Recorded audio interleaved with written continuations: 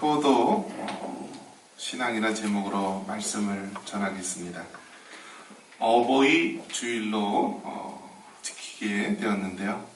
해마다 찾아오는 어버이 주일이지만 우리가 계속해서 하나님의 말씀을 들어야 될 것은 우리의 순종이 아직 미치지 않기 때문에 우리가 하나님의 말씀으로 다시 한번 우리가 효도신앙을 회복하고 말씀대로 순종할 수 있는 우리 모두가 되기를 주님의 이름으로 축원합니다. 신앙생활을 하다 보면은 가장 중요한 것이 관계입니다. 관계.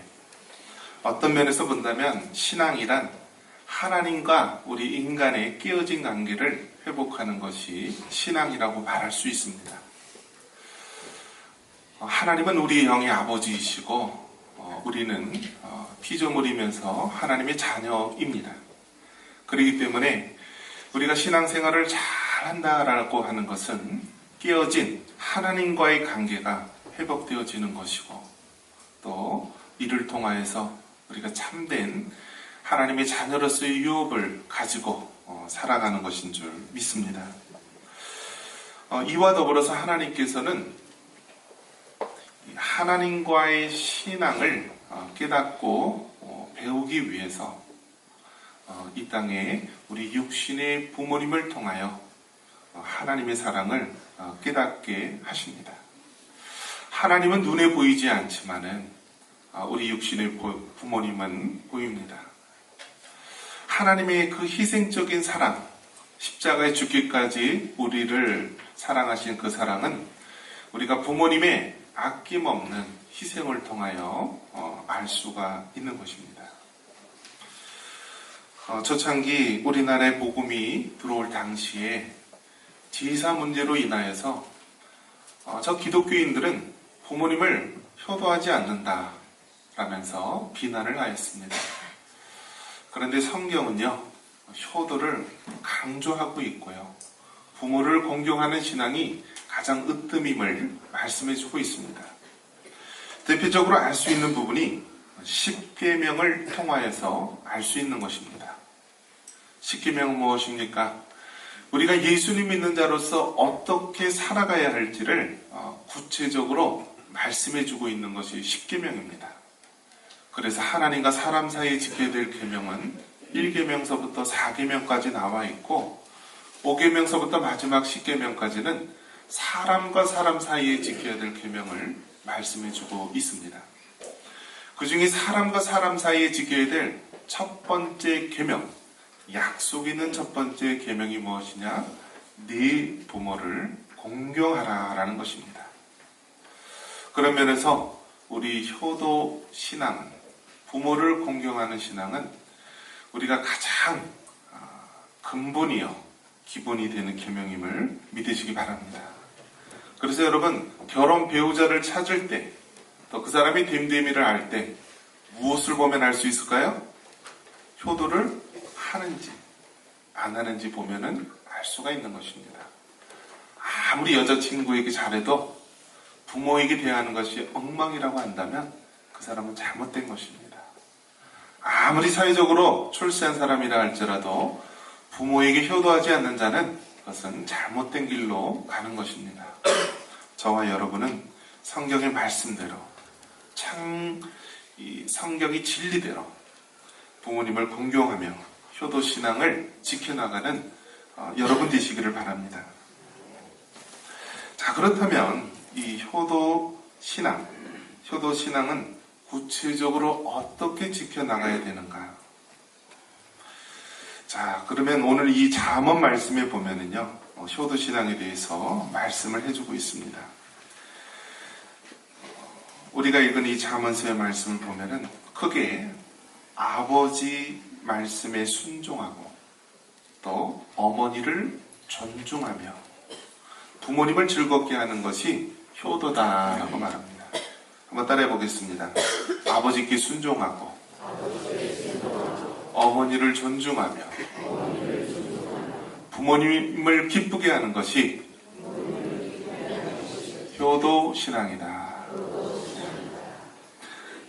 그러면 우리 22절 한번 같이 한번 읽겠습니다. 22절입니다.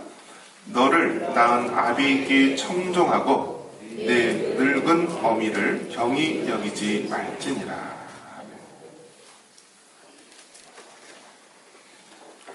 한번 따라해 봅니다. 아버지에게 청종해야 한다. 이 청종해야 한다. 이것은 아버지에게 순종해야 한다라는 말로 우리는 알 수 있습니다. 우리가 살고 있는 이 시대는 권위가 깨어진 시대입니다. 우리가 오해하지 말아야 될 것은요, 권위주의는 나쁜 것입니다. 잘못된 것입니다. 하지만 권위는 중요한 것이고 반드시 있어야 하는 것입니다. 왜냐하면 권위는 하나님께서 세우신 것이기 때문입니다. 가정에서 부모님의 권위를 주셨고요. 학교에서는 선생님의 권위를 주셨고, 하나님께서는 이 권위를 통하여서 이 사회가 또 우리 가정과 모든 것들이 움직일 수 있도록 하신 것입니다. 그런데 우리가 살고 있는 이 시대는 포스트 모던 시대입니다. 그래서 모든 권위를 파괴하는 시대가 되었습니다. 권위주의로서 잘못된 관습은 우리가 바꿔 나가야 되겠지만은, 하나님이 세우시는 권위, 특별히 가정에서 부모의 권위는 우리가 인정하고 세워나갈 수 있는 여러분이 되어야 합니다. 아버지에게 청종해야 한다. 이것은 아버지의 권위, 부모님의 권위를 인정하고 순종하는 것을 말합니다. 그래서 청종한다라고 말했을 때, 이것은 부모님의 말씀을 듣고 또 이해하며 그 말씀대로 순종하는 것을 말하는 것입니다. 따라해 봅니다. 듣고 이해하고 순종하는 것. 이것이 청종하는 것입니다. 아버지에게 청종해야 한다라고 하는 것은 아버지의 말씀을 일단 들어야 합니다. 들어야 하고 그 들은 말씀을 이 가슴속 깊이 이해를 해야 합니다. 그리고 순종해야 합니다.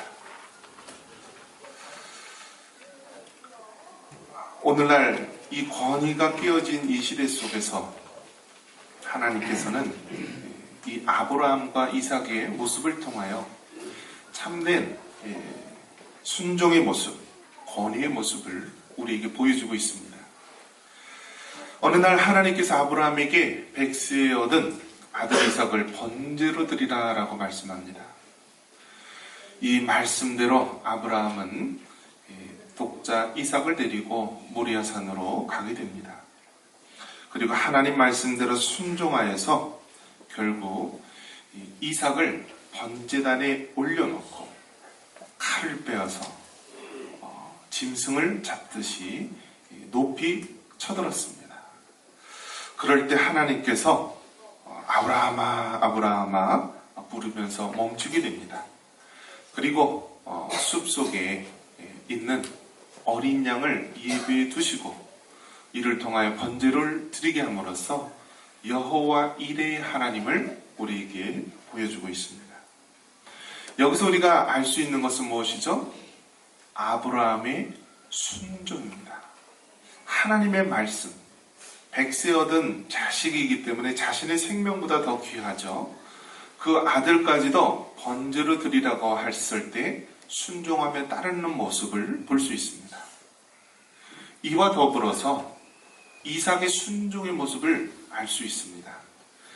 이삭은 그때 혈기왕성한 10대입니다. 얼마든지 자기의 힘으로 늙은 아비인 아브라함을 뿌리치고 그 자리에서 벗어날 수 있었을 것입니다.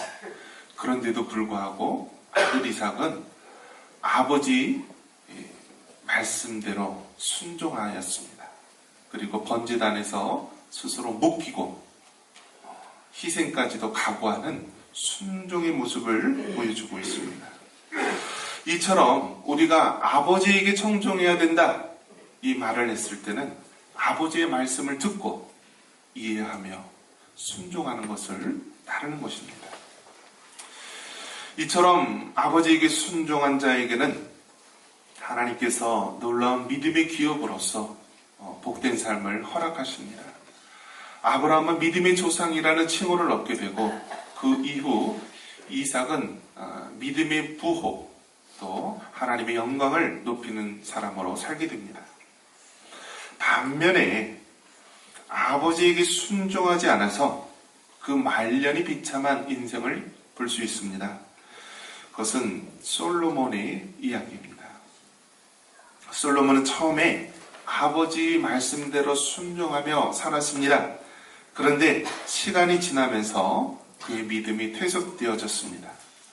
열왕기상 11장 이하에 보면은 솔로몬의 나이가 많을 때 그의 여인들이 그의 마음을 돌려 다른 신들을 따르게 하였으므로 왕의 마음이 그의 아버지 다윗의 마음과 같지 아니하여 그의 하나님 여호와 앞에 온전하지 못하였다라고 말합니다. 솔로몬은요, 자신이 왕위를 이어받았을 때 1000번들을 드리면서 하나님을 섬기며 아버지의 유훈을 따라 잘 신앙생활을 해나갔습니다.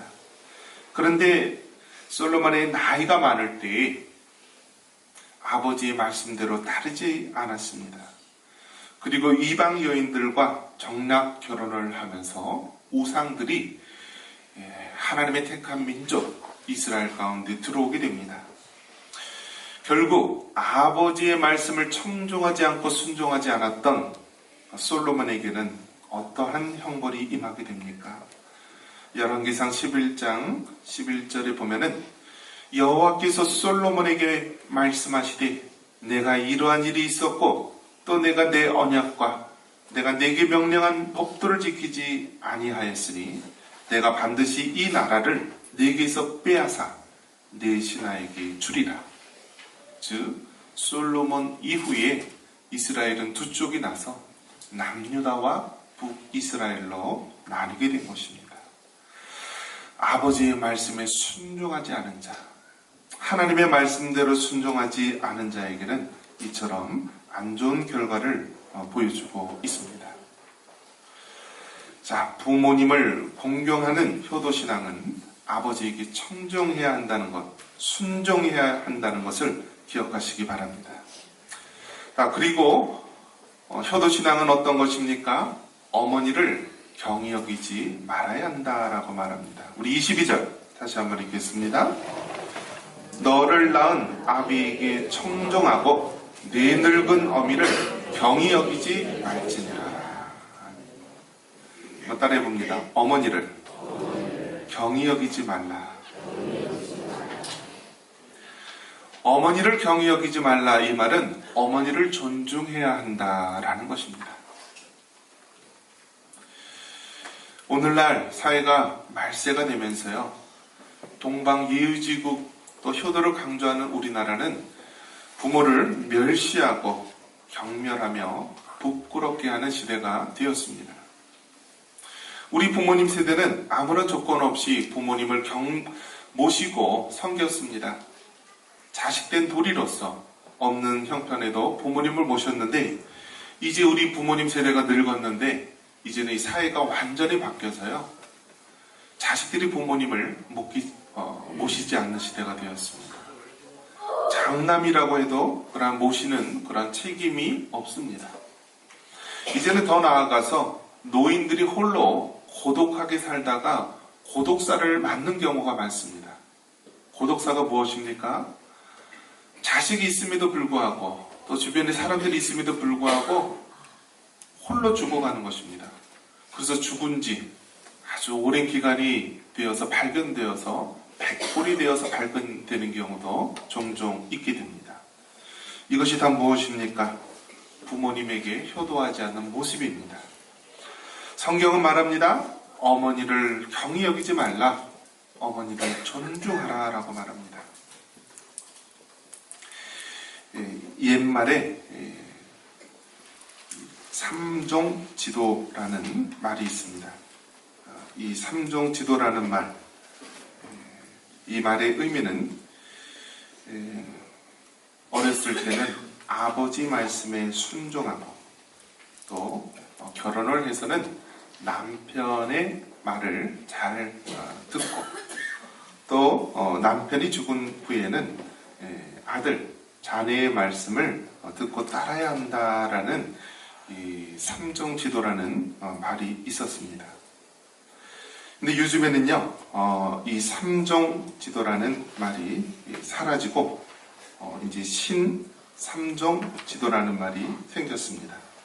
그래서 여자가 따라할 도리가 아니라 남자의 따라갈 도리로 바뀌었습니다. 제가 한번 읽어드리겠습니다. 신삼정지도. 따라하지 말고 제가 읽겠습니다. 남자가 따라야 할 세 가지 도리로서 어려서는 어머니께 순종하고 결혼해서는 아내에게 순종하고 늙어서는 딸의 말을 따라야 한다. 왜냐하면 엄마의 정보력이 좋은 대학에 갈 수 있고 아내에게 통장을 맡겨야 재테크를 잘할 수 있고 늙어서 딸하고 친해야 외롭지 않다라고 말하고 있습니다. 자, 이처럼 우리가 사회를 살아갈 때 분명히 남자와 여자의 이 모습이 많이 바뀐 것을 볼 수 있습니다. 우리는 어떠한 모습이든지 부모님을 공경하고 특별히 어머님을 존중할 수 있는 여러분 되시기를 바랍니다. 그래서 모든 놀이들을 보면은요, 이 유교적인 사회에서는 여자들이 많은 핍박을 받았고 어려움을 겪어서요, 이 어머니에 대한 이 은혜를 노래한 노래가 많이 있습니다. 그래서 남자들은 어떻죠? 요즘에는요, 상대적인 박탈감을 느끼고 있습니다. 그리고 나이가 들면 누가 더 힘이 들까요? 여자일까요? 남자일까요? 남자가 정말 힘들고 어렵다라고 합니다. 특히 청소도 못하고 설거지도 제대로 못하고 하루에 3끼 밥을 참는 남자들의 모습은요, 굉장히 노년이 힘들다라고 합니다.